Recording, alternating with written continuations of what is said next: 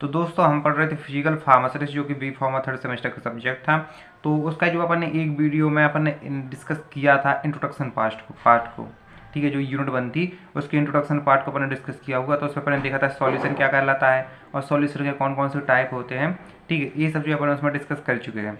अब इस वीडियो में अपने जो सिलेबस में दिया गया है यूनिट 1 में सॉल्युबिलिटी एक्सप्रेशन, ठीक है, उसके बारे में अपन डिस्कस करेंगे। और सॉल्युबिलिटी एक्सप्रेशन के बाद अपन जो मैकेनिज्म है सॉल्यूट सॉल्वेंट इंटरेक्शन को उसके बारे में अपन डिस्कस करेंगे। और जो आइडियल सॉल्युबिलिटी पैरामीटर है, ठीक है, तो उनके बारे में यहाँ पर डिस्कस करेंगे। हम मानते हैं कि जो पिछले वाला वीडियो है बहुत ज़्यादा छोटा था, ठीक है, और उसमें बहुत ही कम अपन ने पढ़ा हुआ था। लेकिन इस वीडियो में अपन जो है अच्छा सा अपन पढ़ेंगे, सिलेबस को कंटिन्यू अपन अच्छे तरीके से रन करेंगे। ठीक है, तो अपन सबसे पहले जो अपने सिलेबस में दिया गया है सॉल्युबिलिटी एक्सप्रेशन, ठीक है, इनके बारे में हम यहाँ पर लर्न करेंगे। लेकिन इसके पहले अपन ने देखा था कि अपनी जो सॉल्युबिलिटी क्या होती है, ये अपने लास्ट वीडियो में अपन डिस्कस किया हुआ था। तो आप सबसे पहले जाओ लास्ट वीडियो को समझो, ठीक है, छोटा सा 15 मिनट का वीडियो है, आप आसानी से उसको समझ जाओगे। उसके बाद आप जो है इस वीडियो को प्ले करना, ठीक है। तो यहाँ से अपन देखेंगे सबसे पहले कि अपना सॉल्युबिलिटी एक्सप्रेशन क्या होता है ना। तो नाम से समझ में आ रहा है कि क्या है, यहाँ पर एक्सप्रेशन है, मतलब अपना जो सॉल्युबिलिटी होता है अपन इसको कौन कौन से टर्म के रूप में क्या करते हैं, अपन एक्सप्रेस करते हैं। ठीक है, वही अपन यहाँ पर देखने वाले हैं। तो सबसे पहले जो है वो है मोलैरिटी। तो मोलैरिटी क्या होती है, ये आप सभी लोग एनालिसिस में पढ़ चुके हो। ठीक है, तो मोलैरिटी क्या होती है, देखो यहाँ पर आप जो यहाँ पर सॉल्युबिलिटी एक्सप्रेशन में पढ़ोगे, यहाँ पर कुछ टर्म है ना। तो यहाँ पर आपको तो ज़्यादा समझ में नहीं आएगा, है ना, लेकिन फिर भी आपको कोशिश करना कि अच्छे से समझने की। वैसे भी आपने पहले पढ़ चुके हो, आप 11th-12th में पढ़ चुके हो, और साथ ही साथ आपने जो अभी फर्स्ट सेमेस्टर में एनालिसिस में भी आपने ये सब पढ़ा होगा, तो आपको ईजिली समझ में आ जाएगा, है ना। और आप देखो ये टॉपिक आपको कठिन लगे तो ये मत सोचना कि आगे के जो टॉपिक है वो भी कठिन है, क्योंकि आगे के टॉपिक बहुत ज़्यादा ईजी ही है ना। तो सबसे पहले अपन जो मोलैरिटी के बारे में देखें, तो मोलैरिटी क्या होती है। सबसे पहले तो यहाँ पर मोलैरिटी में लिखा क्या है वो अपन देखेंगे कि मोलैरिटी क्या है। ठीक है, अमाउंट है, ठीक है, अमाउंट है किसका, सब्सटेंस का। सब्सटेंस बोले तो सॉल्यूट रहता है ना, अपने जो सॉल्वेंट और सॉल्यूट लिया हुआ था, है ना। तो क्या है अमाउंट, क्या है, सब्सटेंस का अमाउंट है, ठीक है, क्या रहता है जो सॉल्यूशन में रहता है। ठीक है, तो किसमें, वॉल्यूम ऑफ सॉल्यूशन में, है ना। तो इस चीज़ को ये थोड़ा सा समझो कि मोलैरिटी में क्या है, मोलैरिटी क्या है, सब्सटेंस है, ठीक है, उसका कितना अमाउंट अपन ने लिया है, सॉल्यूट को कितना अमाउंट लिया है, ठीक है, सॉल्यूशन में, तो वो क्या है, मोलैरिटी है। ठीक है, अपन मोलैरिटी को मोल कंसंट्रेशन ऑफ सॉल्यूशन के नाम से भी अपन जानते हैं, है ना। अब यहाँ पर एक देखो कि मोलैरिटी क्या होती है। तो अपन मोलैरिटी को अगर डिफाइन करना चाहें तो अपन के पास 1 लीटर सॉल्यूशन में, 1 लीटर सॉल्यूशन में कितने मोल्स प्रेजेंट है, ठीक है, वो कहलाती है मोलैरिटी। जैसे कि अपन मान लो अपन ने क्या किया, जैसे कि थोड़ा सा इसको समझो कि ये अपन ने क्या लिया, इसको एक सॉल्यूशन है, ये अपन के पास क्या है, सॉल्यूशन है। कितना सॉल्यूशन है अपना, 1 लीटर क्या है, सॉल्यूशन है। और अपन ने, ठीक है, 1 लीटर सॉल्यूशन में अपन ने इसमें जो सॉल्यूशन है तो इसमें सॉल्यूट है, सॉल्यूट को ये अपन क्या बोलते हैं, सब्सटेंस बोलते हैं, सॉल्यूट ये बोले तो सब्सटेंस। ठीक है, तो 1 लीटर जो सॉल्यूशन में, ठीक है, आपको जो है 30 ग्राम क्या है, सब्सटेंस है, इसमें 30 ग्राम क्या है, सब्सटेंस है। तो मोलैरिटी क्या कहती है, ठीक है, मोलैरिटी को डिफाइन करती है कि क्या जो है मोल्स ऑफ सॉल्यूट, कितने मोल्स, कितने मोल्स हैं सॉल्यूट के, वो 1 लीटर सॉल्यूशन में प्रेजेंट हैं, तो वो क्या कहलाती है, मोलैरिटी कहलाती है। अब मोलैरिटी को अपन कैसे कहेंगे, सबसे पहले अपन को मोल्स ऑफ सॉल्यूट लिखना है, कितने कितने मोल्स प्रेजेंट हैं, फिर उसको जो अपना जो कितने लीटर है, ठीक है, या वो सॉल्वेंट का कितना वॉल्यूम है, ठीक है, उससे अपन क्या कर देंगे, इसको डिवाइड कर देंगे, तो अपना क्या है, मोलैरिटी अपन को निकल आएगी। और मोलैरिटी को अपन जो कैपिटल है, कैपिटल एम से क्या करते हैं, डोनेट करते हैं। अब हम यहाँ पर क्या देखते हैं, नॉर्मलिटी। ठीक है, नॉर्मलिटी क्या होती है, इसको थोड़ा सा समझो कि जैसे कि नॉर्मलिटी को अपन कैसे डिफाइन कर सकते हैं कि अपने 1 लीटर सॉल्यूशन में, याद रखना, चाहे अपनी मोलैरिटी हो, ठीक है, या फिर अपनी नॉर्मलिटी हो, इनमें अपन क्या लेते हैं, सॉल्यूशन को हमेशा लीटर में लेते हैं। तो 1 लीटर सॉल्यूशन में कितने नंबर ऑफ इक्विवेलेंट प्रेजेंट हैं, ठीक है, तो उसे अपन क्या कहते हैं, नॉर्मलिटी कहते हैं। नॉर्मलिटी निकालने का यहाँ पर फॉर्मूला क्या है कि आप जो number of gram equivalent of solute को अगर आप जो लीटर ऑफ सॉल्यूशन डिवाइड कर दोगे तो आपको क्या है, नॉर्मलिटी आपको निकल आएगी। और ग्राम इक्विवेलेंट का फॉर्मूला क्या है कि जो ग्राम ऑफ सॉल्यूट्स हैं उसको आप जो है इक्विवेलेंट वेट से क्या कर दोगे, डिवाइड कर दोगे, तो आपके ग्राम इक्विवेलेंट क्या है, निकल आएगा। अभी जो अपनी तीसरी है मोलरिटी। तो मोलरिटी देखो, मोलैलिटी और मोलरिटी, इसमें थोड़ा सा अंतर क्या हो जाता है, सेम वही है। अपनी मोलरिटी भी क्या कहती है, ठीक है, मोलरिटी एमोलरिटी को अपन जो है मोल कंसंट्रेशन बोलते हैं, ठीक है, क्या है, सब्सटेंस का अमाउंट है, ठीक है, मतलब कितना सब्सटेंस प्रेजेंट है आपके जो है सॉल्वेंट में। बट वहाँ पर अपन जो सॉल्वेंट ले लेते हैं वो ले लेते हैं वॉल्यूम में, ठीक है, बट यहाँ पर लेना है अपन को मास में। कहने का मतलब ये है कि अपने जो मोलरिटी पढ़ा था अभी, मोलरिटी में अपन ने जो सब्सटेंस लिया हुआ था वो लिया था वॉल्यूम में, लीटर में, और यहाँ पर अपन ले रहे हैं मास में। कहने का मतलब है यहाँ पर किलोग्राम, ग्राम में इत्यादि में अपन लेंगे, ठीक है। तो मोलरिटी क्या है कि अपने जैसे कि जो सॉल्वेंट का मास है, ठीक है, अपन बोले तो एक ग्राम, ठीक है, एक किलोग्राम जो अपन के पास सॉल्वेंट है उसमें कितने ग्राम सॉल्यूट प्रेजेंट है, ठीक है, तो वो क्या कहलाती है, मोलरिटी कहलाती है। अब हम मोलरिटी को अपन कैसे डिफाइन कर सकते हैं कि आपको जो पर किलोग्राम सॉल्वेंट में कितने सॉल्यूट के मोल्स प्रेजेंट है, ठीक है, वो क्या है, अपनी मोलरिटी है। और यहाँ पर जो अपन इसका अगर फॉर्मूला देखें तो फॉर्मूला क्या है मोलरिटी का, कि number of moles of solute in पर वॉल्यूम ऑफ सॉल्वेंट, ठीक है। और अपने जो सॉल्वेंट लिया उसको किस में लेना है, किलोग्राम में अपन को लेना है। अगर आप यहाँ पर लीटर में लेते हो तो लीटर में लोगे तो क्या हो जाएगी, मोलरिटी हो जाएगी। इसलिए ध्यान रखना कि मोलरिटी में हमेशा किलोग्राम में और मोलरिटी में लीटर में अपन जो है सॉल्वेंट को लेते हैं, ठीक है। अब अपन अपन देखें मोल फ्रैक्शन के बारे में। तो मोल फ्रैक्शन क्या होता है इसको समझो।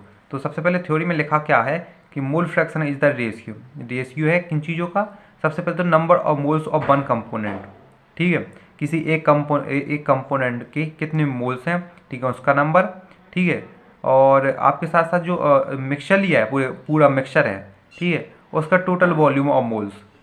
इसको थोड़ा सा अगर आप समझोगे तो इसको समझना कि मान लो अपन ने जैसे कि अपन के पास दो कंपोनेंट हैं, ठीक है, अपन के पास एक है ए, एक है बी। आपके पास क्या है, दो कंपोनेंट है और दो कंपोनेंट से आपने मिक्स करके आपने एक मिक्सचर बनाया, कौन सा है, ए प्लस बी, ठीक है, आपने ए प्लस बी बना दिया। तो अगर आपको मोल फ्रैक्शन निकालना है तो मोल फ्रैक्शन क्या कहता है, ठीक है, तो मोल फ्रैक्शन क्या कहता है कि रेशियो है, ठीक है, सबसे पहले किन चीज़ों का, सबसे पहले जो देखो यहाँ पर मोल्स है, ठीक है, मोल्स किसी एक कंपोनेंट की मोल्स का, मोल्स ऑफ ए।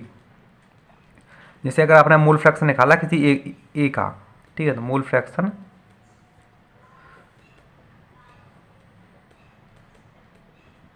ऑफ ए, ठीक है, तो जिसका मोल फ्रैक्शन अपन को लेना है उसके मोल्स को अपन क्या लेना है, ऊपर है, तो मोल्स ऑफ ए, ठीक है, तो अकेले अपन को किसी एक कंपोनेंट का मोल्स लेना है।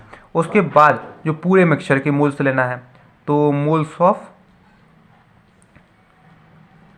ए प्लस बी, ठीक है, ये क्या है आपका मोल्स फ्रैक्शन है। होप आपको समझ में आ गया होगा, ठीक है। तो वही यहाँ पर देखो फॉर्मूला में आपको लिखा हुआ है।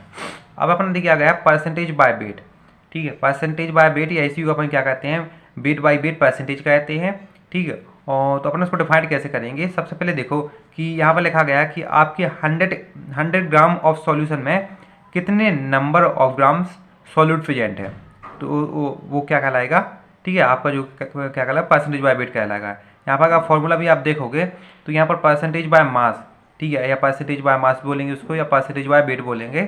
तो उसमें आप जो है अपन मास फ्रैक्शन है, मास फ्रैक्शन को अपन 100 से क्या करेंगे, मल्टीप्लाई करेंगे, तो आपका क्या है, परसेंटेज निकल आएगा वेट का, ठीक है। और इसको यहाँ पर अगर दूसरा फॉर्मूला भी दिया गया है कि जैसे वेट बाई वेट परसेंटेज क्या है, कि आपको जो सॉल्यूट है, ठीक है, सॉल्यूट का वेट अपन ग्राम में लेंगे और उसको अपन डिवाइड करेंगे, ठीक है, किससे, जो आपका सॉल्यूशन है उसके वेट से, ठीक है, और उसको अपन क्या करेंगे, मल्टीप्लाई कर देंगे 100 से, तो क्या आपका वेट बाई वेट परसेंटेज निकल आएगा।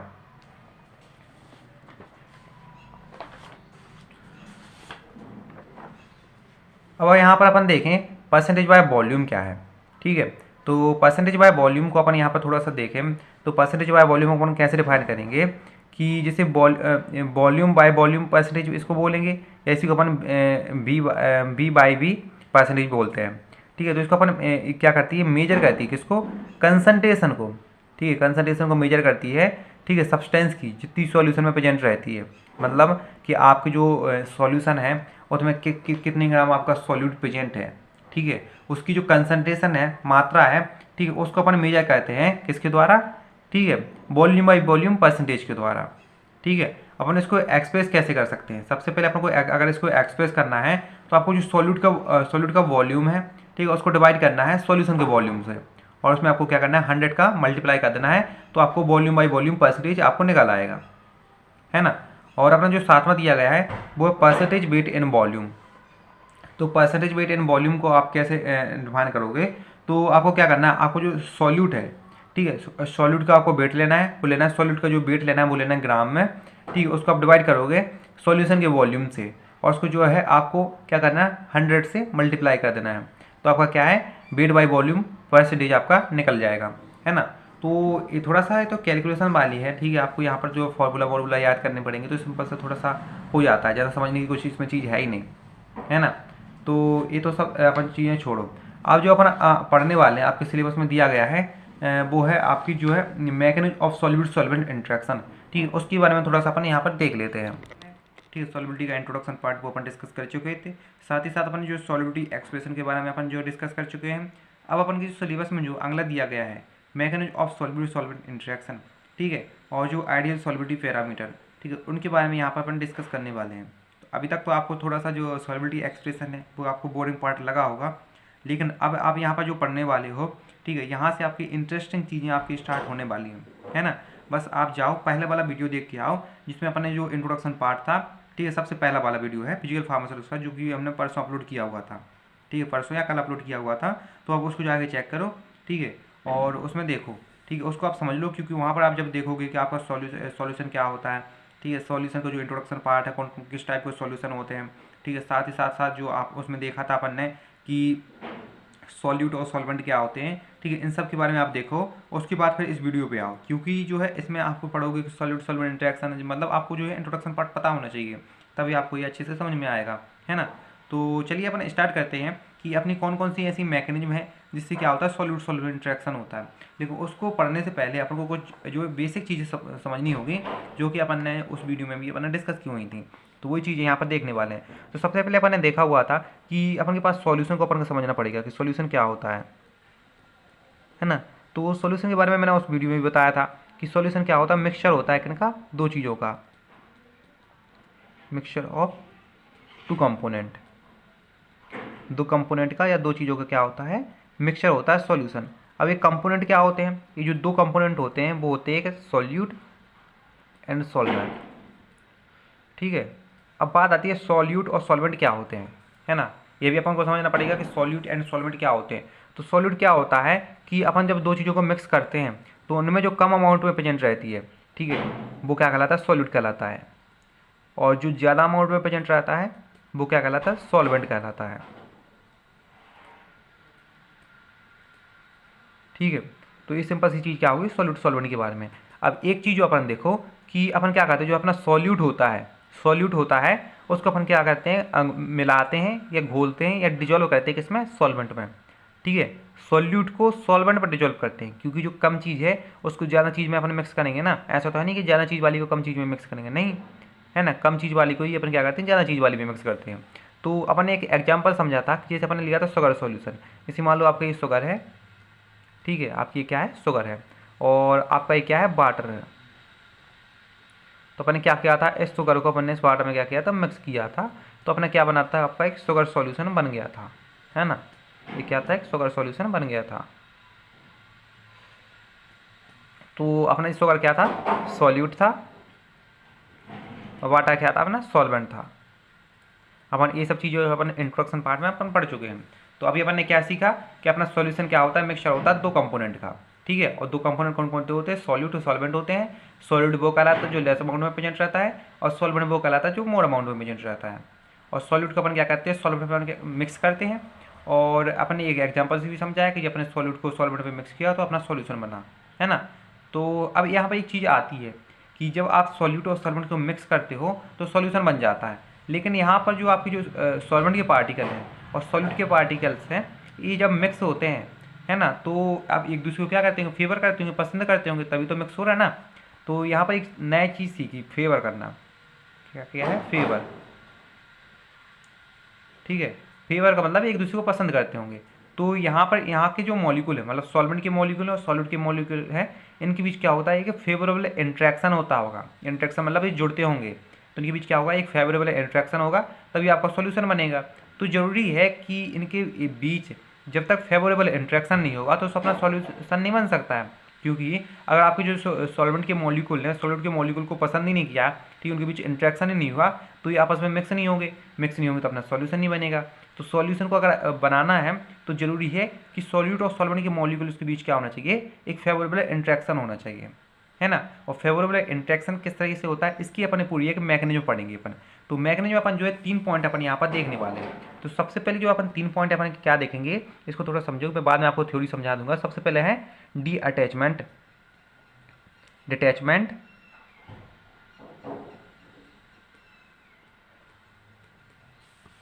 ऑफ सॉल्यूट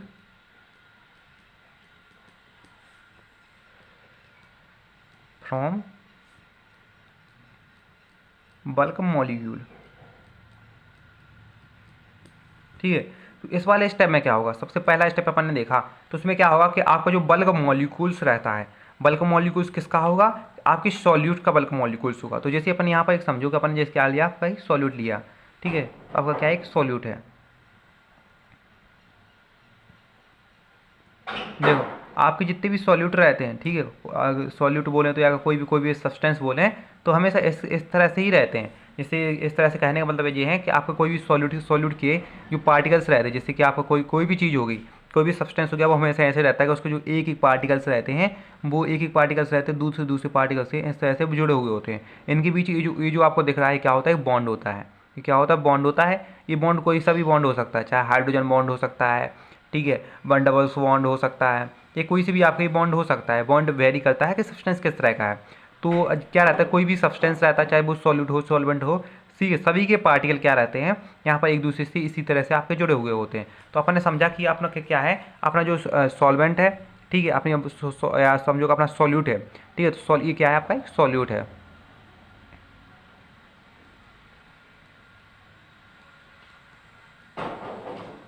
सॉल्यूट का क्या है, एक बल्क फॉर्म है। बल्क फॉर्म कहने का मतलब है जो अभी आपने मिलाया हुआ है। तो क्या है, आपका एक सॉल्यूट है। सॉल्यूट कौन से फॉर्म में है, बल्क फॉर्म में है। तो सबसे पहले स्टेप में क्या होगा, इससे क्या होगा, डी अटैचमेंट होगा, ठीक है, एक सॉल्यूट मॉलिक्यूल्स का।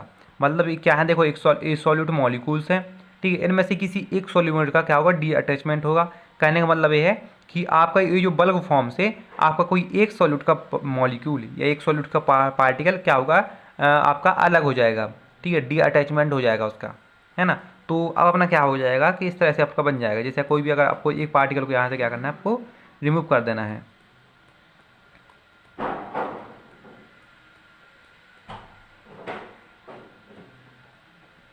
तो देखो अब क्या होगा कि यहाँ का ये जो पार्टिकल था, ये वाला जो पार्टिकल था, ठीक है, वो यहाँ से क्या हो गया, रिमूव हो गया।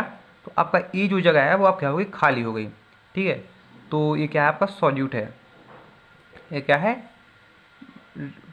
Solute particle. कौन सा सॉल्यूट पार्टिकल है, जो आपका क्या होगा, डी अटैच हो चुका है।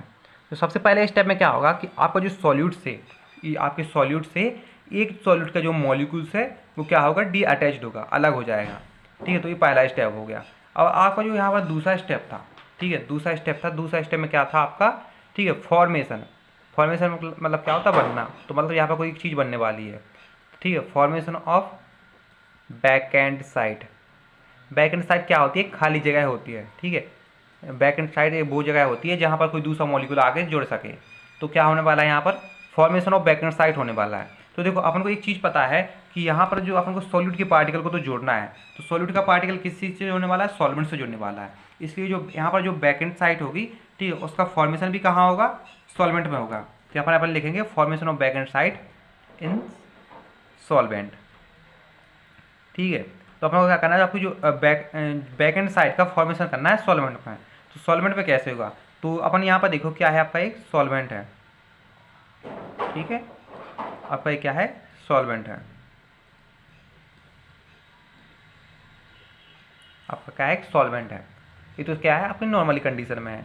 तो अब यहाँ पर अपन को क्या करना है, एक बैक एंड साइड क्रिएट करनी है। तो बैक एंड साइड को अपन कैसे क्रिएट करेंगे, तो यहाँ से आपको क्या करना है, एक सॉल्वेंट के मॉलिक्यूल को अलग कर देना। तो अपन ने ये वाला जो सॉल्वेंट का मॉलिक्यूल है इसको अलग कर दिया।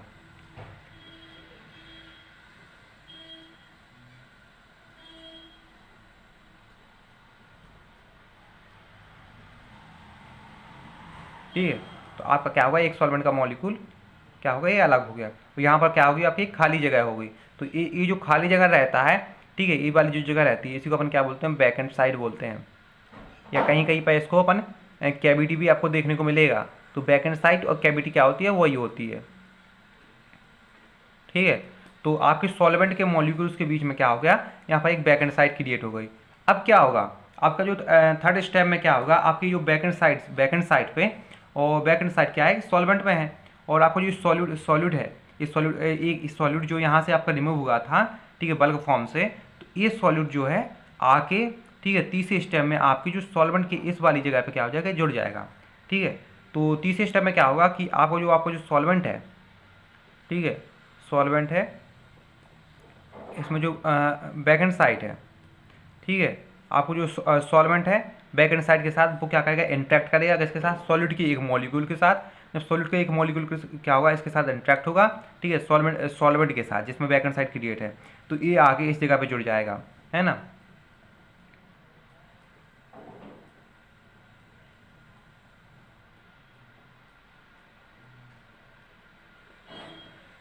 तो देखो ये यहाँ पर क्या होगा, आपका जुड़ गया।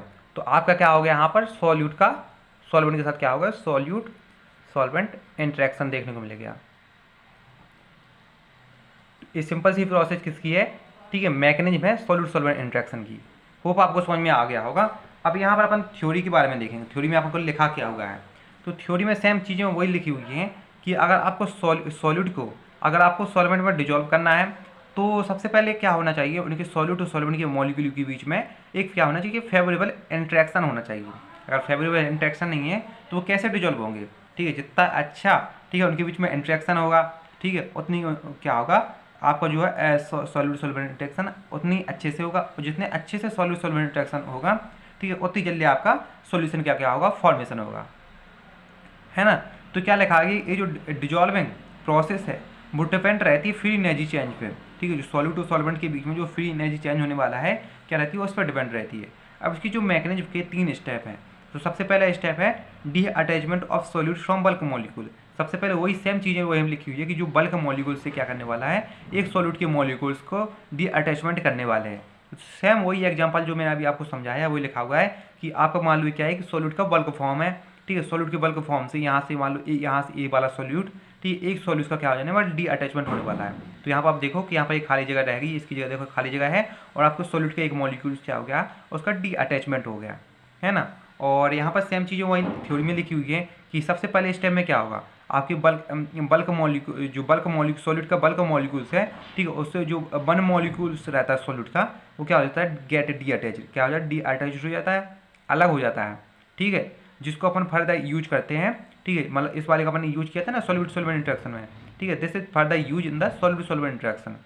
तो सेम वो लिखा है कि जो आपका जो बल्क फॉर्म है, ठीक है, सॉल्यूट का जो बल्क है उससे जो वन मॉलिक्यूल्स है सॉल्यूट का, वो क्या हो जाता है, डी अटैच हो जाता है, और उसको अपन फर्दर सॉल्यूट सॉल्वेंट इंटरेक्शन में क्या कर लेते हैं, यूज कर लेते हैं।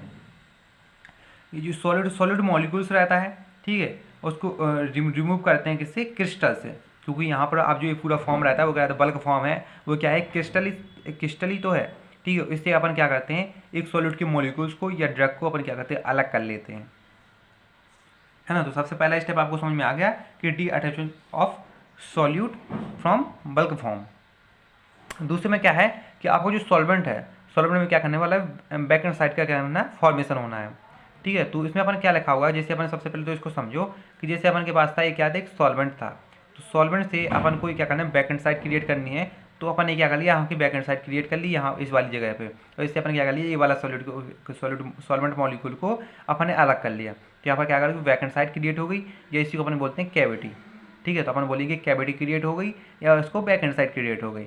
तो थ्योरी में सेम लिखा हुआ है कि इस सिस्टम में क्या होता है कि आपको जो सॉल्वेंट रहता है, सॉल्वेंट से वन मॉलिक्यूल क्या करते हैं, अपन फ्री करते हैं, अलग करते हैं, और जो अपन क्रिएट करते हैं, बनाते हैं किसको, बैक एंड साइड को, ठीक है। तो यहाँ पर लिखा होगा कि this back and side is further use in solute solvent interaction in third step.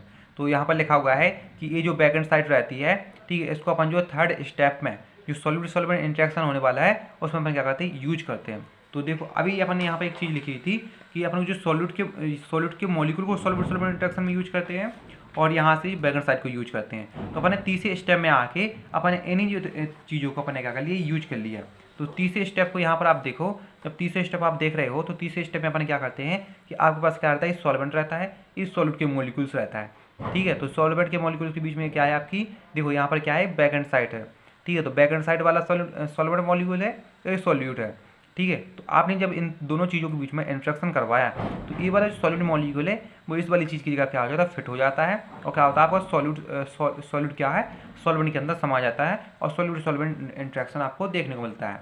तो थ्योरी में सेम लिखा हुआ है कि थर्ड वाले स्टेप में क्या होता है, थर्ड स्टेप में क्या होता है, इंजेक्शन होता है। इंजेक्शन मतलब होता है जैसे कोई चीज़ उसमें समा जाती है, ठीक है, इंजेक्ट करा देते हैं अपन, ठीक है। तो इंजेक्शन होता है किसका, जो डी अटैच्ड सॉल्यूट मॉलिक्यूल रहता है। सबसे पहले वाले स्टेप में अपन जिस सॉल्यूट मॉलिक्यूल को डी अटैच किया हुआ था, अलग किया हुआ था, ठीक है, तो उसका क्या होता है पर इंजेक्शन होता है, ठीक है।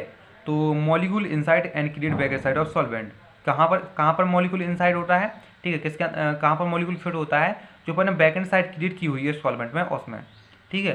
तो the solute molecule is inserted in the cavity, या उसी को अपन बैक एंड साइड बोलते हैं। ये जो सॉलिड मॉलिक्यूल्स रहता है, ठीक है, वो सॉल्वेंट में तो इंजर्ट होता है, लेकिन कहाँ पर इंजर्ट होता है, तो आपकी जो कैविटी है या बैक एंड साइड है वहाँ पर क्या होता है, इंजर्ट होता है। तो ये एग्जाम्पल में अभी अपन ने यहाँ पर समझी हुई है डायग्राम में, ठीक है। फिर यहाँ पर लिखा हुआ थर्ड स्टेप में क्या होता है, थर्ड स्टेप में जो है आपका जो सॉल्वेंट है, ठीक है, जिसमें बैक एंड साइड क्रिएट की हुई थी और फ्री मॉलिक्यूल के उनके बीच में क्या होता है, इंट्रैक्ट होता है, अपन को क्या मिलता है, एक एम्बेडेड सॉलिड मॉलिक्यूल मिलता है। एम्बेडेड का मतलब क्या है कि वो सॉलिड मॉलिक्यूल जो क्या है सॉल्वेंट के अंदर यहाँ पर क्या होता है, इंजर्ड हो चुका होता है ना।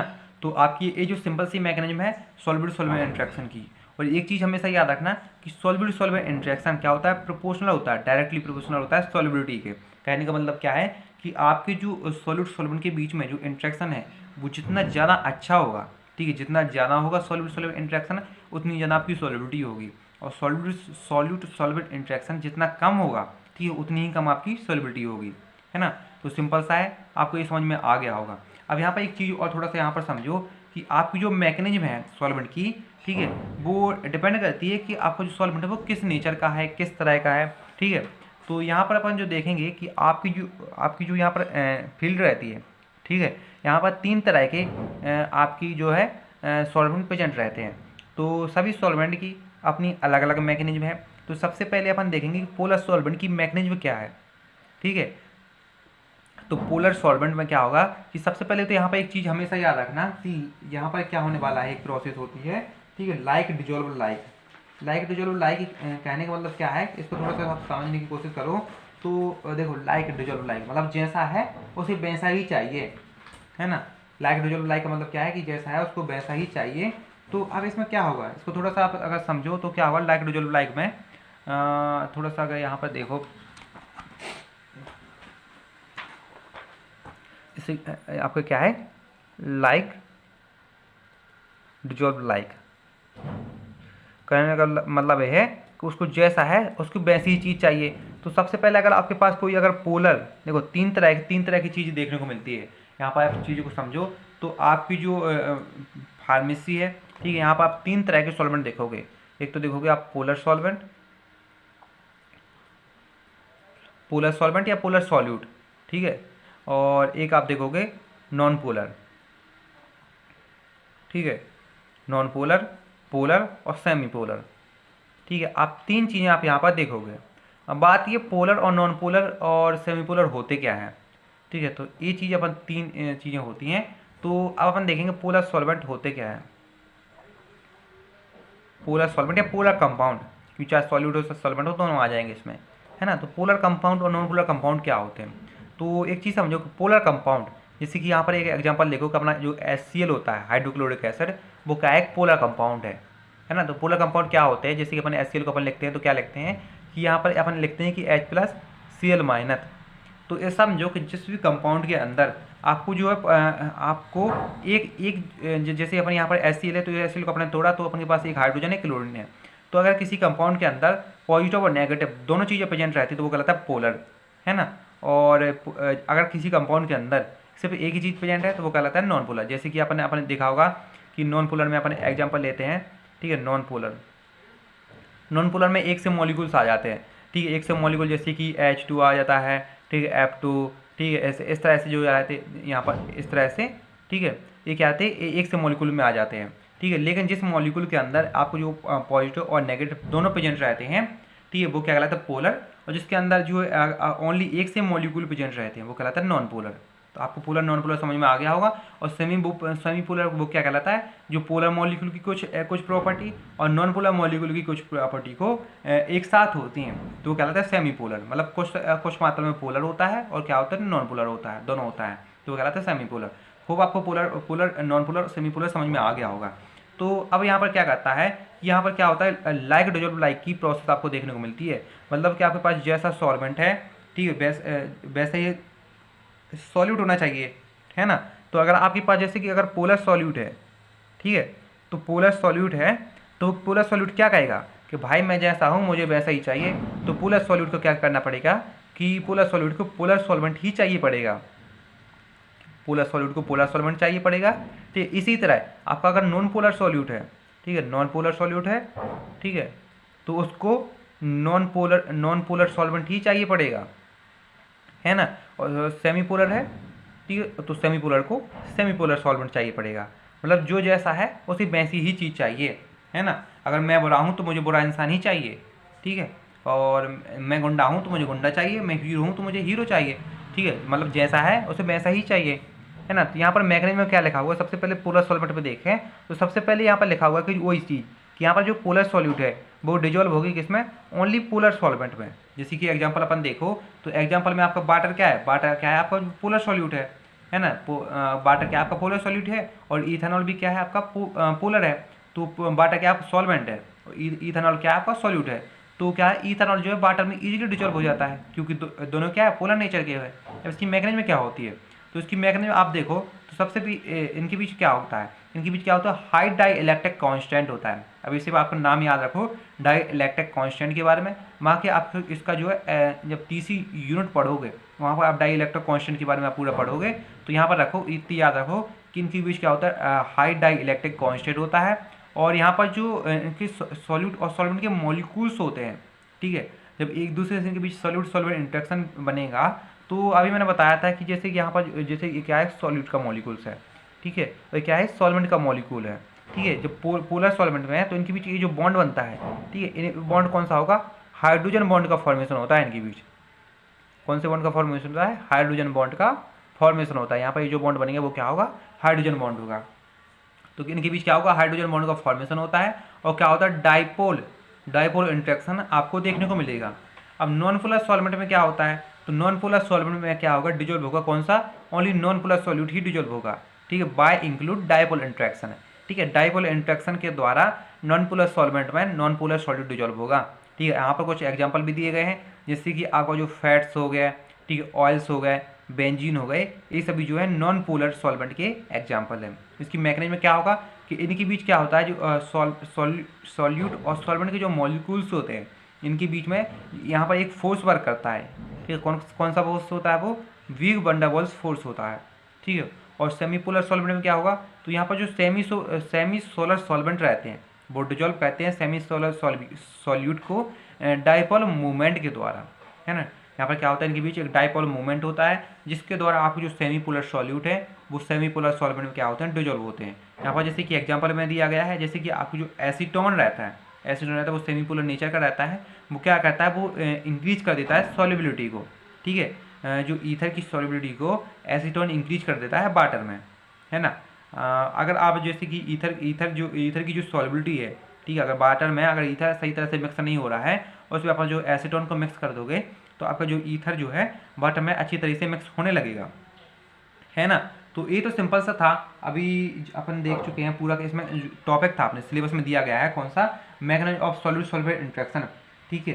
तो mechanism of solute solvent interaction ये वाला अपना जो टॉपिक है एकदम कंप्लीट हो चुका है। अपन ने ये जो पढ़ी है मैकेनिज्म ऑफ डिफरेंट सॉल्वेंट वो इसी टॉपिक के अंतर्गत पढ़ी हुई है। तो अपना यहाँ पर एक टॉपिक कंप्लीट हो चुका है। और अब अपन देखेंगे कि अपना जो आइडियल सॉल्युबिलिटी पैरामीटर है, ठीक है, तो वो क्या है। ठीक है, उसके बारे में भी थोड़ा सा अपन यहाँ पर देख लेते हैं।